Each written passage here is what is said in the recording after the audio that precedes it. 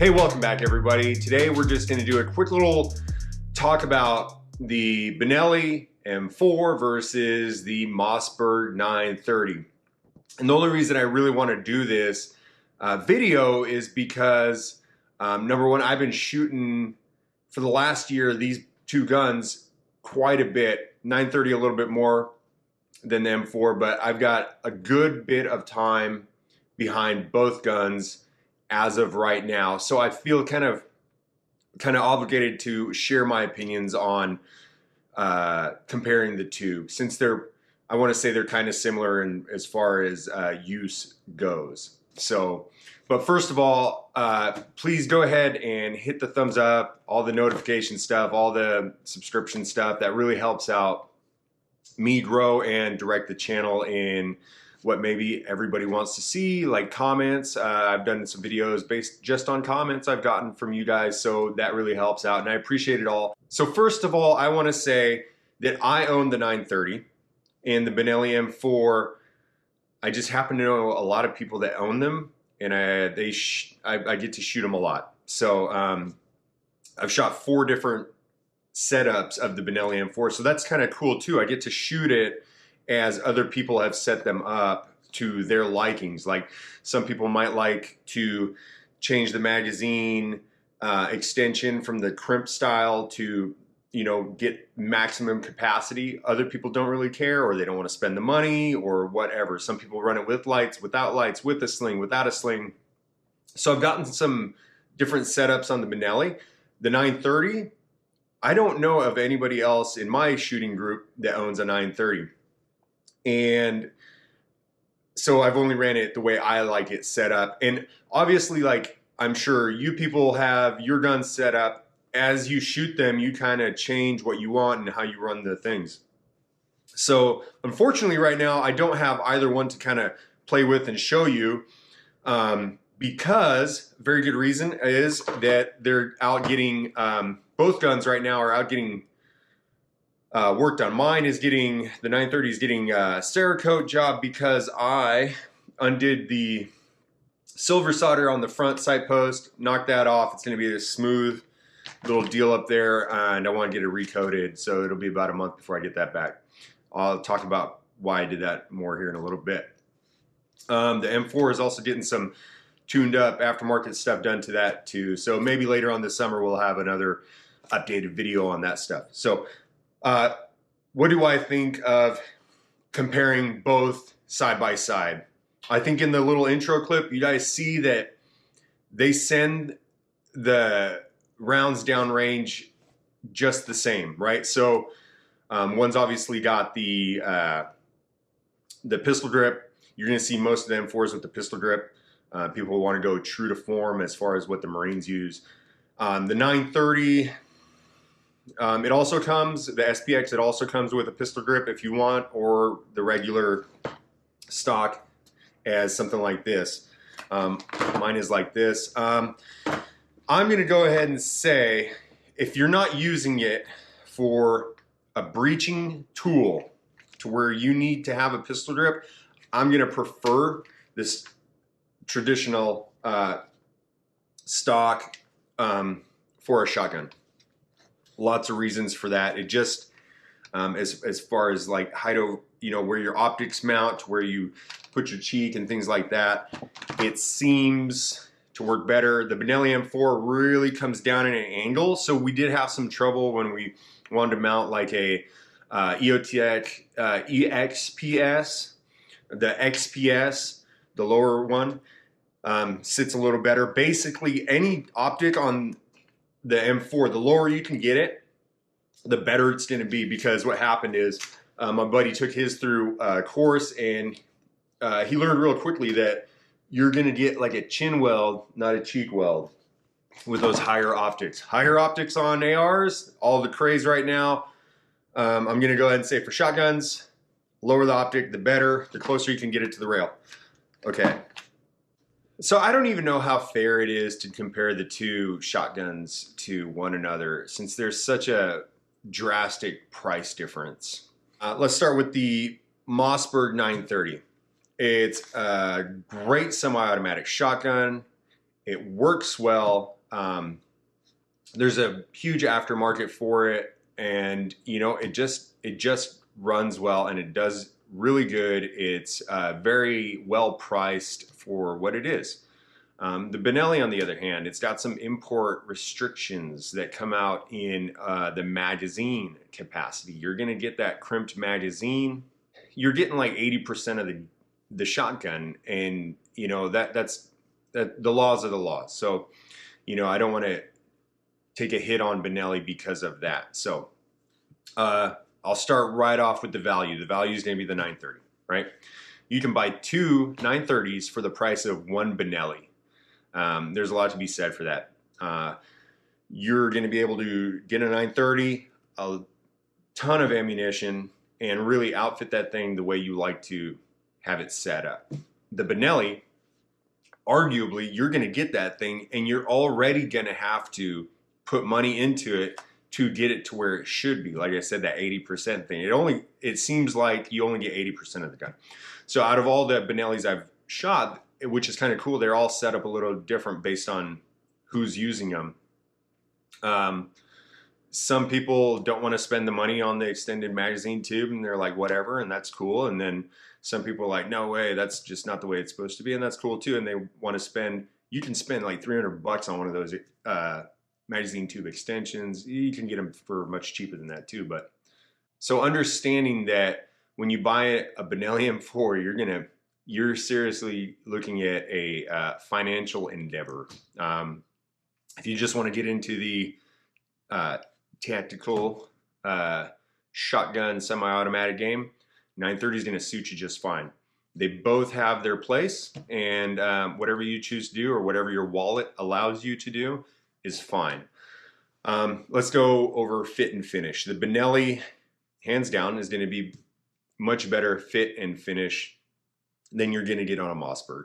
And I think that's for the whole Mossberg lineup.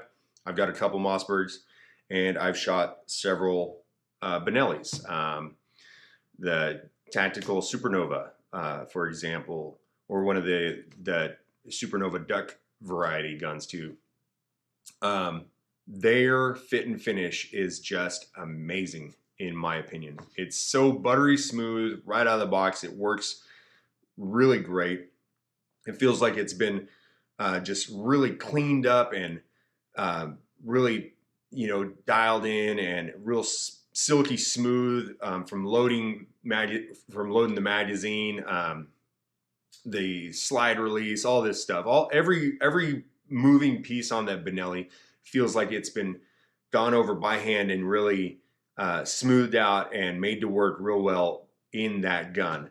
You're not going to get that in Mossberg guns. Again, not a problem. It's just you're going to have to wear in your own gun, I guess, is maybe the way you should look at it. Accuracy. Let's talk about accuracy. Put in some amazing groups. It really blew me away what we did with the Benelli. Mossberg also, the 930, it also put up some good groups, but it seemed like it's hard to even want to talk about this without tons of data, but from just your average shooter's perspective, it seemed like the Benelli is more repeatable on putting up good groups. And that's not me, the shooter. That's we had the shotguns in a tripod little shooting stand vise deal, and we were doing zeroing at 25, 50, 75 yards. Either one of these guns, hands down, 75 yards with a slug, red dot, boom, you're going to hit that piece of steel, no problem every time. All right, let's talk about the gas system. So the Benelli's got the proprietary Ergo system. It claims to be self-cleaning, all this cool stuff, but they even advertise it's not really good for light loadings, less than lethal type ammunitions and stuff like that. So it's a different type of gas system. It works real well. The 930, on the other hand, is a little bit different. You can think of it more along the lines of something like your M4, okay?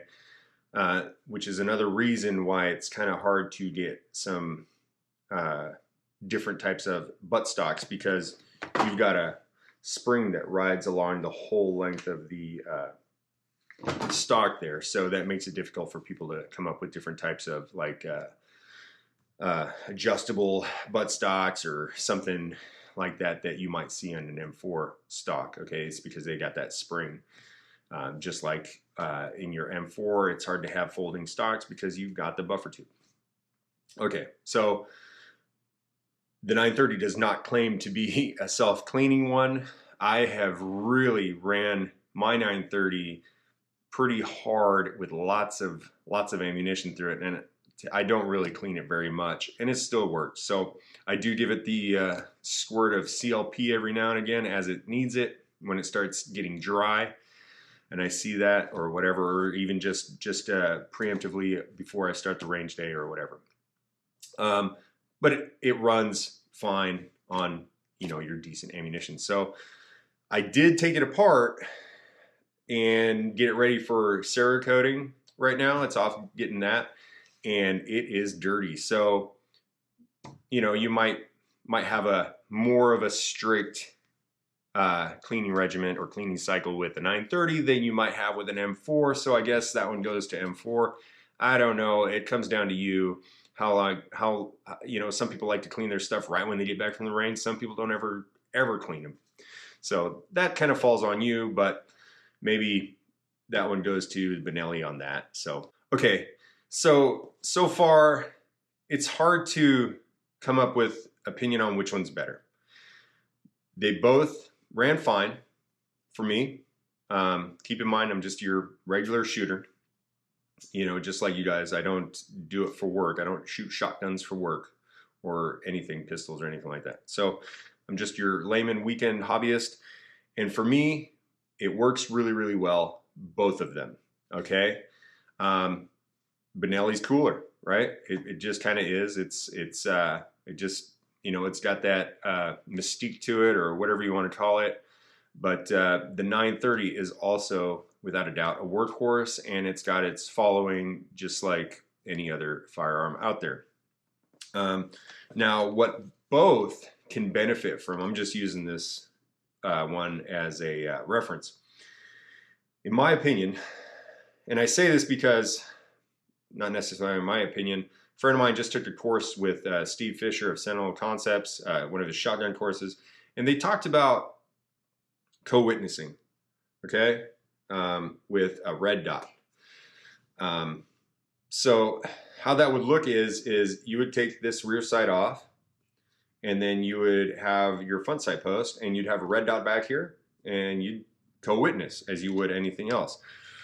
That is one problem I really had with the 930, is trying to get that co-witness, because what would happen is the red dot would not ever line up with the front sight post. So that made it difficult, because a good 0 on my red dot was different than a good 0 using iron. So it would have it would look like you'd have 2 dots in there. So this is what he covered in the course. My friend told me this is what he covered in the course. He goes, Steve Fisher says, both are fine, pick one, go with it. So that makes sense. So that's where I'm at right now. I went ahead and cut this off, the front sight post, which is silver soldered onto the 930, went ahead and cut it off, or silver soldered it, heated it up, and it came right off. Smoothed it out, and it's off to get Cerakoted. So there'll be, obviously, I'll do a video on how that came out. My buddy with the M4, the M4 front sight post, biggest bitch about the M4 was that front sight post, it has like a little nut on the bottom that you're supposed to tighten. You loosen it, move it to where you want it, and clamp it down. In my opinion, that is a pretty worthless way to do it. Dovetails seem to be the best if you're going to have that. But that was pretty worthless, and what happened is it wasn't stripped, it just wouldn't get tight enough. So what it did was it wedged itself sideways. Long story short, he removed it. Took off the little front sight post. It still has the holder for it, but now he doesn't have to deal with the co-witnessing issue that we ran into with these two shotguns and a couple of other shotguns we've been doing this with. So that's something you might want to look into if you're taking this stuff seriously, is do you co-witness, or do you use irons, or do you just use your red dot? I'm going to go with just the red dot option, and we'll see how that goes. I hope it wasn't a big mistake. So with all that being said, what it comes down to is preference and money, okay? Like a lot of things, okay? What do you really, really want? Both work fantastic. It is kind of tough to compare the two. You know, but it's a common comparison, and it's a big question that gets asked a lot. Is it worth spending the money for an M4? Yeah, if you got it, spend it. If not, the 930 is going to be just great. So personal preference, money, you know, that's what it kind of comes down to. You're not going to be dissatisfied with either, unless you're one of those keeping up with the Joneses type people that just always have to have the new hotness. Either way, thanks again for tuning in, guys. I hope you liked the video. Stay tuned for more shotgun stuff as we keep upgrading these things, and they're going to come back from Cerakote and all this stuff. We're going to try new optics, all that stuff. So, you know, just go ahead and subscribe, and then you'll get the notifications for when I'm doing the videos and all that stuff, because it's a journey, and we're going to continue to shoot these shotguns because it is just so much fun.